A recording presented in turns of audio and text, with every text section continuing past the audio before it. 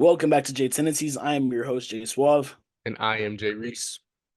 and it is a sad day. March Madness is officially over on both sides of the spectrum. We got South Carolina win their championship, an undefeated season, which hasn't been done in a minute. And I do want to congratulate these girls. Media wasn't on their side throughout the whole time this year. It was all just superstars. You had Caitlin, you had Juju, you had Paige, you had Angel Reese, you had everybody. But this team, when it prevailed, they were humble all year, and they're the 10th team in history, Division One history, to complete an undefeated season, 38-0. UConn did it 6 times. Baylor did it. Tennessee did it, and Texas did it. Those are the only programs to do it. So definitely congratulations to them. I know people weren't too hot at Caitlin Clark losing, but she had one of she had the best season, but despite not winning a championship. So I mean, hmm it was good to think about. How do you feel about the South Carolina win, Jaden? Hey, congratulations to them, man. Congratulations to Dawn Staley getting her third NCAA championship. And it caps off an undefeated season, right? So, like, just incredible all around for South Carolina. That was going to be a tough team to beat no matter who faced them. And it just so happened to be Iowa and Caitlin Clark, everybody's favorite women's basketball player right now. So that was a tough pill to swallow, but like that's what's gonna happen if you get killed on the glass. Like Iowa got killed on the glass. Like they got outboarded 51-29. If you get outboarded like that, no matter men's, women's, NBA, college, high school, no matter where it is, if you get outboarded like that, you're not gonna win that game. And that just exactly what happened. Shout out Cardoso too. That South Carolina team is huge, and it's like the girls that were starting for that team, like they had 36 bench points. Iowa had zero. Yeah. And so like their bench players could literally start next year if they were to scratch all the starters right now. And that's what happened last year too, because all of their starters last year aren't on the team this year. And they still went undefeated. They had a better season this year, and they didn't bring back any starters. That just goes to show you how good of a coach Don Staley is and how well this team prepares, you know? hmm So I think just shout out to them. And I know that people have been like saying, "Oh, wow, why is everyone like talking about Caitlin Clark and since they lost and everything?" But I do wanna give off some accolades that she had throughout this whole season, and it's crazy to think about because we might not see something like this again in a long hmm time, you know. So back in December, she had the all-time NCAA assist record and became the first Division One college player to have 3,000 points, 900 assists, and 800 rebounds, woman or man. That's insane to think about. Then in January, y'all know the deal. She had the 35-point game against Iowa. I mean, not Iowa, against Northwestern, making her the number one scorer in Big Ten history. Like in February, she became one of five to get 1,000 career assists and the only one to have over 3,000 points too. Also in February, she became the all-time women's Division One points leader, surpassing Kelsey Plum. I'm pretty sure she was in the building for that too. And then February was just a good month for her because she even set the record for the single season 3-pointers record and became the highest scoring college player in women's basketball. She had at that point what 3,650 and surpassing Woodward. And that was actually kind of odd because like Lynette Woodward had like this little she had like a little conference and she was like, yeah, my record hasn't been broken because you can't duplicate me. I don't know. It was just odd. It was odd to see because like she was at the game and like gave Caitlin her props and everything, and then to kind of like back and then say that it just doesn't seem right. And then in March, right before the tournament, she became the highest scoring Division One college player, man or woman, breaking Pete Maravich's record. I don't care about that Pete Maravich had no three-point line. Still impressive because if it wasn't hmm impressive, it'd be done every year. Then also in March, she passed Stephen Curry for the most three-pointers in a single season in NCAA history. And then also in March, it was like last week, she broke another one of Kelsey Plum's records, scoring the most points in a single season, which was 1,113. So I know she lost the championship, didn't really count whenever it mattered, but this is one of the best seasons of all time. Yeah, And man. that was Like all in the span of 3 months. it's crazy, bro. And she broke a bunch of NCAA tournament records too. Like, hold on, let me pull a couple of them up real quick because I know off rip the one that she had broken was she's the first player in NCAA's tournament history, both men and women's, to have over 150 points in a single tournament. Mhm. And then there was, let me see if I could find it because there's so many records that she had broke just from the tournament itself, not just during the season, but during the tournament.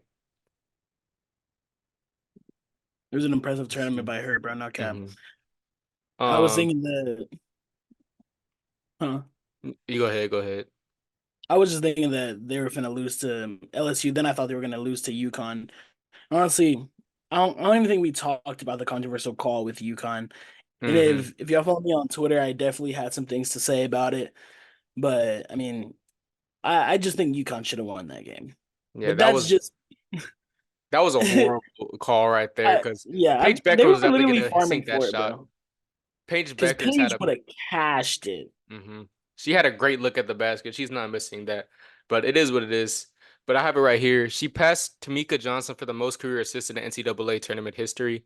She passed Diane Taurasi for the most 3-point field goals in NCAA tournament history.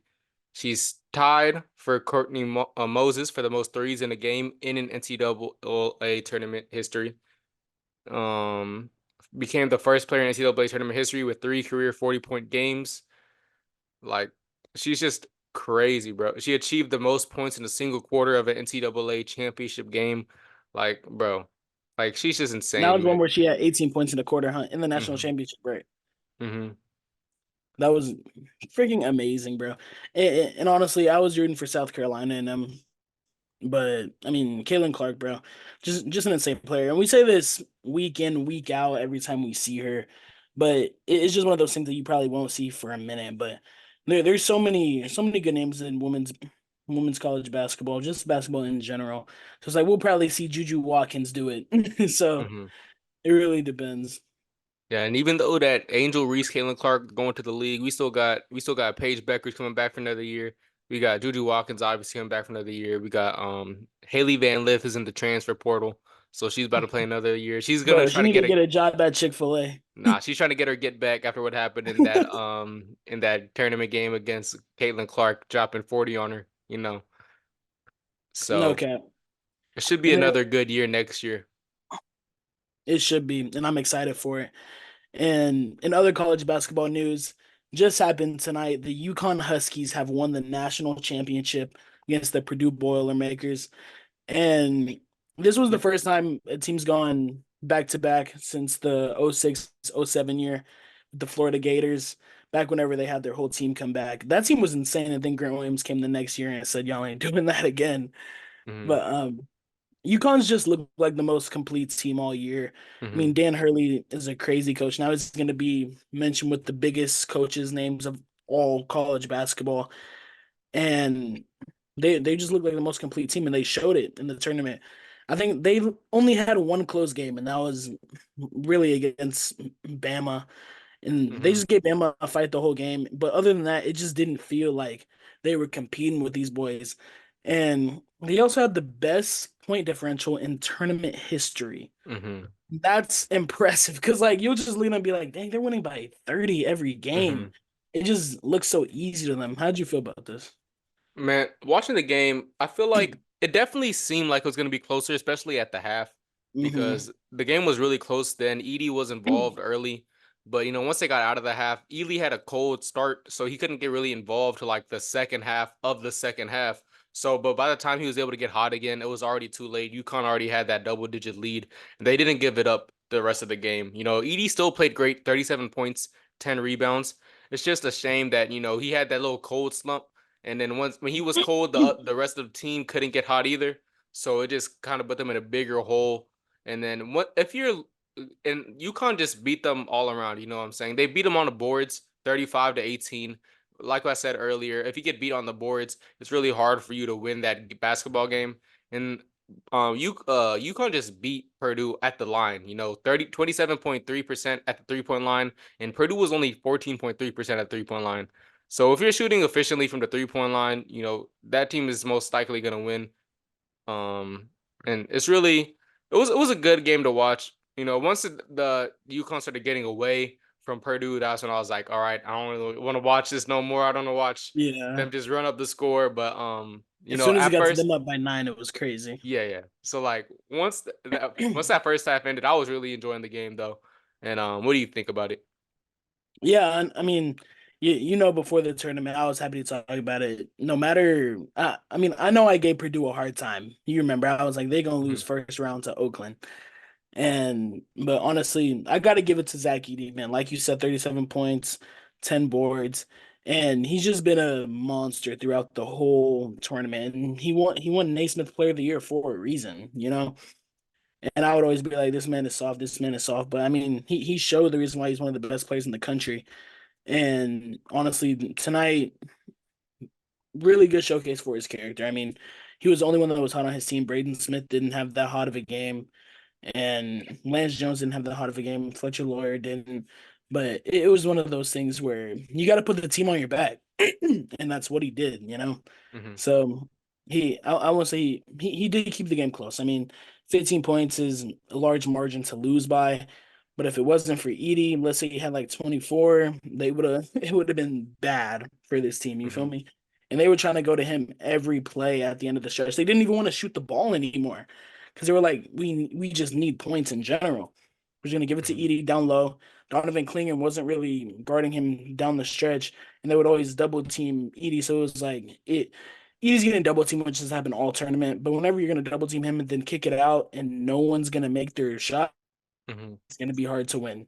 Especially whenever you're getting out rebounded too. UConn was fighting for every single rebound. I mhm. feel like I saw like 20 what's it called? I forget the not loose balls, but Jump balls. jump balls, yeah. I feel like I saw like 20 of those, but they were fighting for every single rebound. And definitely gotta give props to UConn, but I'm definitely gonna give my props to Purdue. Y'all proved me wrong, and Proved a lot of people wrong. yeah, I mean that's all I can say about it. I mean, I feel Mhm. like I'm gonna feel the same way about Kentucky next year. And speaking of Kentucky, John Calipari going to Arkansas? Are you kidding me? It was insane, and I'm over here sitting here like, bro, there's actually no way he left Kentucky. Dan Hurley's about to go to Kentucky and get like a quadrillion dollars, bro. But definitely shout out to UConn, shout out to Purdue. Great Hey, seasons. hey Yeah. man. I want to talk about this isn't March is over, right? The madness continues, and it's not even madness in the sport of college basketball. This is madness in the WWE because we just had WrestleMania, brother. And when I tell you Mhm. it was crazy, bro, we had appearances from John Cena, The Rock, The Undertaker, Logan Paul, Randy Orton, Jason Kelsey, Lane Johnson was on the Met. I Show Speed showed up.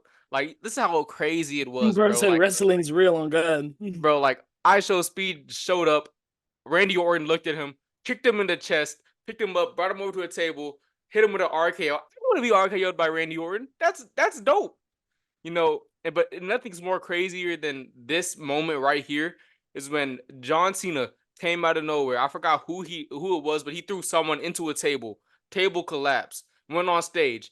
Bro looked off into the crowd, heard music. The Rock comes in. The Rock comes in, comes over, body slams John Cena. They're like, oh, and then John Cena, and then The Rock starts hearing music. And then it was like, what's happening? The lights go out. The lights go out. And it's like, what's happening? What's happening? Lights turn back on. The Undertaker's behind The Rock. The Rock turns around. Oh, the Undertaker picks up The Rock, choke slams him onto the ground. Like, Choke there's no slamming The Rock is crazy work. there's nothing else you can explain like that can explain what happened during WrestleMania other than madness, bro. Roman Reigns, 1,380 days as the champ, lost his title to Cody Rhodes. Like, I know it's all scripted. I know, I don't care. Like, I'm It's not, I'm real, not, man. I'm It's not. real. I'm not even the biggest WWE fan, but like all that stuff that had happened was insane, man. No matter like if you're a WWE fan or not, Like these are a lot of guys that came when I was a kid and I was watching. They came back and made it epic, and then just people that enjoy the sport enjoyed it when they came on. You know, I don't know if you have anything to say about the WrestleMania, bro, but I thought it was crazy. I think my favorite thing was Lane Johnson and Jason Kelsey coming out. Just because like I knew it was at like Lincoln Field and everything in Philadelphia, but Hmm. the last thing I was expecting, literally the last thing I was expecting for Jason Kelsey and Lane Johnson to come out. I would have expected Speed before them, honestly. They came out in luchador masks. That's what I'm saying. Like there's no way. But I was excited to see it. Honestly, before this, I didn't really know who Cody Rhodes was. I remember he lost to Roman Reigns last year in WrestleMania, or was the Royal Rumble. But honestly, Roman Reigns was always one of my favorite ones of the three. I mean, they had I forgot the other guy's name, but I just know Roman Reigns and Seth Rollins. Seth Rollins was such a op whenever I was young, bro. Nah, my favorite guys was always Rey Mysterio at one. I think number two was Kofi Kingston, and then number three was probably either John Cena or Randy Orton. Mine was Edge, bro. If you didn't like Edge, you were cooked. Nah, never mind. I take mine back. My favorite was definitely AJ Lee. Bro, I reposted a TikTok about her today. Bro, literally. Bro, it was crazy. I miss AJ Lee, bro. Real. But that was honestly I didn't watch it live, but all the stuff I saw on social media, it was super fun to see. Mhm. And honestly, just seeing guys that you haven't seen since your childhood is one of like the most heartwarming things you can see. And like the Undertaker showing up is so crazy. You feel Mhm. me? But definitely one of the craziest things that we've seen in a minute from WrestleMania. But I do even want to talk about this. I kind of want to switch over into unless we have anything to say about anything else, I kind of want to switch over to NFL. Mhm. But I want to say this first. Back whenever the Baltimore Bridge had fallen, everything happened through that. I want to say on Friday, the Orioles and the Ravens sent a joint announcement that they would make a donation to the Baltimore Community Foundation's Maryland Tough Baltimore Strong Keybridge Fund. And the fund is intended to provide financial support to the families of victims, port workers, first responders, and others affected by the March 26th collapse of the Key Bridge. And I want to say this is one of the sweetest things that the Ravens can do. I mean, to know like as people in Baltimore that these people care for you. I mean, like it's your city.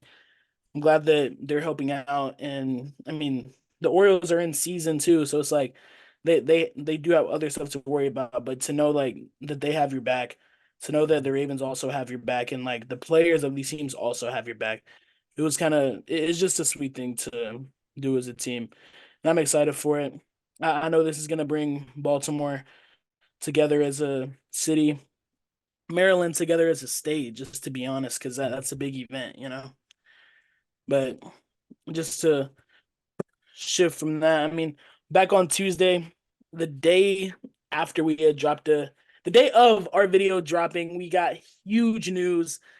The Buffalo Bills traded Stephon Diggs to the Houston Texans along with a 2024 sixth round pick and a 2025 fifth rounder in exchange for a second round in 2025.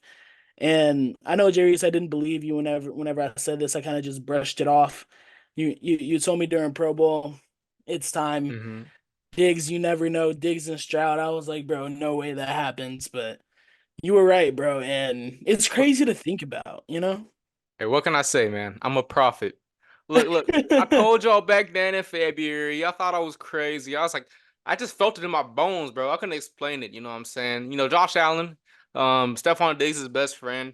You know, I thought like out of everybody, you would think that would be the core that would stay together in Buffalo. It'd be Josh Allen and Diggs. I was like, I don't know. I'm not feeling it. I feel like there's a lot of stuff about him going to a team in Texas, mainly the Cowboys, to play with his brother. I was like, nah, he was chatting it up a little too much with CJ Stroud at the Pro Bowl.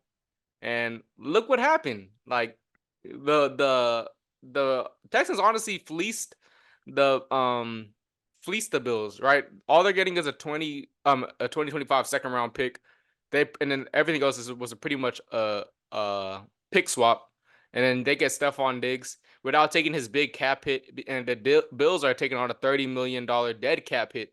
So Well, it's they just already have too much money they gotta pay people. so it's just the Bills are gonna be cooked this year. Let's just say that the Bills are cooked this year. I hate to say it, Josh Allen's still a great quarterback, but he lost a lot of pieces, not just on that offense, but on that defense too. So that team's just gonna be a shell of itself. They still have Von Miller, but Von Miller didn't even have 3 tackles last year. So, like, how big of an impact is he gonna make? So Stephon Diggs, man. Hey, since I called this back in February, send me a jersey. Send me a jersey. Hey, bro, who know? Who knows? You also said back in February that Jamar Chase and Justin Jefferson might be making their reunion. Who Did I say knows? that? I don't even remember that. I don't Somebody said remember it. that. Somebody said it. I don't think I But said that. it might have been me, bro. Please don't But I also want to talk about this. Lately the renovators for Arrowhead Stadium and the voters didn't like vote for the stadium to be renovated. So the Chiefs might move and the Dallas mayor wants them to move back to Dallas. So I want to hear your thoughts on this, Jaden, because you aren't a Dallas Cowboys fan, furthest thing from it. And I know you don't like the Chiefs because of past circumstances. So I want to know how you feel about this. Honestly, I don't like it just because this is the same reason why I don't like both the Rams and Chargers being in LA, right? I don't like how it's two teams going to one city. You feel me? I feel Yeah. like if it moves somewhere else in Texas, that's cool. I don't care about that. It's just like it's more fun like for fans when it's split up, right? Like the San Diego fans had the Chargers and now they don't have nobody now, right? Because now they're in LA as long with the Rams. I like the Rams in St. Louis, but now they're but then they went to LA with the Chargers, you know what I'm saying? Yeah. So they're most likely they're gonna move. Like there's no doubt about it. But I don't think Dallas is the right spot for it, even though there is history between Dallas and the Chiefs. I think if they move anywhere, like I think San Antonio would be a good spot for them. Because San Antonio is also a big market. They have a basketball team too. And I think that would bring a lot of opportunity to over there into San Antonio, which is a pretty good market. So I feel like San Antonio would make more sense than Dallas. But I guess we'll just see. Yeah, I mean, I like the idea of them moving to Dallas because maybe we'll actually get a Super Bowl team from Dallas. You feel me? They can actually go to the playoffs and win, and we can actually go to some games and actually enjoy them. But I don't think San Antonio wouldn't be a bad spot at all. But mainly because like San Antonio might be on the come up in basketball just because of Wemby. Did you see his logo, by the way? But his logo is tough. His logo is so The only tough. thing that San Antonio is missing right now are women, according to Charles Barkley. Charles Barkley, if you listening, bro, just know we not rocking with San Antonio. For real. He But said those women are not from San Antonio. They got flown out from Dallas. that's a crazy bar, bro. But yeah, I mean, I would definitely want the Chiefs to come to Dallas. I mean, it really don't matter to me. Patrick Mahomes is from Texas, but he's from Tyler, Texas. I mean, Rasheed Rice, if he beats the case, he went to school down here in Dallas, Mhm. so he'd feel at home. But I'm excited for it. Hey man, And while we're talking about Dallas right now, I want to talk about members of the Cowboys organization or they're having rumors that they are not fans of Micah Parsons and his behavior off the field and during practice, going to as far as him not even speaking to a lot of the trainers in the facility supposedly. So that could be a thing to look out for. Talking about Michael Parsons might get traded to the prices right, which the price is probably a lot of first round picks because he's one of the best defensive players in the league. But that's something to be looking out for. And also, CeeDee Lamb is expected to hold out during OTAs and to look for a new contract and maybe during the season. I'm not sure about the season. I just heard OTAs, but if it doesn't happen during OTAs, it might happen. A holdout might continue on to the season. I thought he wasn't gonna hold out. I swear I saw something that he was just like, or it might have not been for a holdout. but he said I'm gonna be in Dallas this year. Like, there's no doubt Mhm. about it. That's But something I saw this morning. I just wanted to bring up. You feel me? yeah, I mean, what what did Micah do to end the team feels this way, or like Not people the on the team? team, the like organization, not the team. So like the team, his teammates were cool with him. From all what I've heard, it's just like stuff in the organization, people in the What organization. what does he do So outside of practice? they Did just they say say? he's not like he's they don't like he's a few. They feel like he's entitled. I guess that's what they said. Like he's just puts like he doesn't talk to the training staff like at all. He like kind of makes it feel like he's above them or something like that. And then to like, which is weird. Like I don't know that whole situation. You feel me? That's just all reports that I've heard, and I'll always take these reports with a grain of salt. But I'm just saying that's something to look out for. Um, If he but yeah, wants to come to Carolina. hey, come to Philly, Yee. bro. Trade Bro, Josh Sweat in the seventh round pick. he don't want to be, well, he's from He actually Philly. do, But bro. oh my God. Bro, I'm so tired of y'all like just getting everybody, bro. It actually makes me mad. But But literally in general, I'm gonna just talk about Micah for a little bit. Um, Definitely, if it's an organizational problem and he's acting like that to the people who are with him every day, to the people who help him out every day, that's definitely fucked up. Shouldn't be happening, especially for a team that has treated you with the utmost respect, no matter what. I mean, I don't know specifically what's happened throughout this team. I mean, I'm just hearing, I heard a bit of it, but I mean, there's no reason to try to act like you're above anyone else. But I mean, you just gotta lock in, bro. yeah, I feel You you. I feel feel you. And the CD Lamb thing, bro. That's like me? I heard he's not gonna get a new contract just because most of the wide receivers out here looking for an extension aren't getting an extension until Justin Jefferson's deal is done because Justin Jefferson is resetting the market. So no other team is gonna try to extend their receiver before that Jefferson deal is done. I would like Philly to do it before that Jefferson deal is done because since he's resetting the market, I would like them to extend Smitty before like Justin Jefferson starts making $30 million a year or something like that, 30 what Yeah, five or whatever he's gonna make. So that would be nice, but most likely these receivers are waiting to make that extension because they know Justin Jefferson's out there trying to reset the market. I feel you, bro. And if I was the Vikings, I would try to get that deal done as quick as you can. Because I remember back whenever who got his deal done, and I was talking about T. Higgins needs to get his deal done before someone else does. It was I forget who it was, but we talked about it, and I was like, now I'm sad that T. Higgins is gonna want Mike Evans. Was it more Mike Evans? money. It might have been, I think it was Mike Evans. but he ended up getting his money, and then it's just like T. Higgins is gonna ask for more, and I didn't even want him on the Panthers at that point because I knew we would have paid him so much. Hmm. But honestly, I'm with you. We aren't gonna see anything until we see Jettas get paid, and I just want to see who he gets paid by. So we'll what's it come? We'll definitely see. You feel me? I feel you. And if you don't got anything else about the NFL, yeah, that's gonna go ahead and wrap up this episode. Appreciate y'all for sticking with us throughout this weekend. I know it's been a crazy week of sports. It's so sad that March has ended. We're kind of getting to that point. I mean, the NBA playoffs start April 21st, so we'll definitely be there with y'all for that. We're gonna get into more depth probably next week, especially since there's like 4 games left in the season. But that's gonna go ahead and wrap up our episode. Thank y'all for tuning in. Yeah, thank you guys. Appreciate you.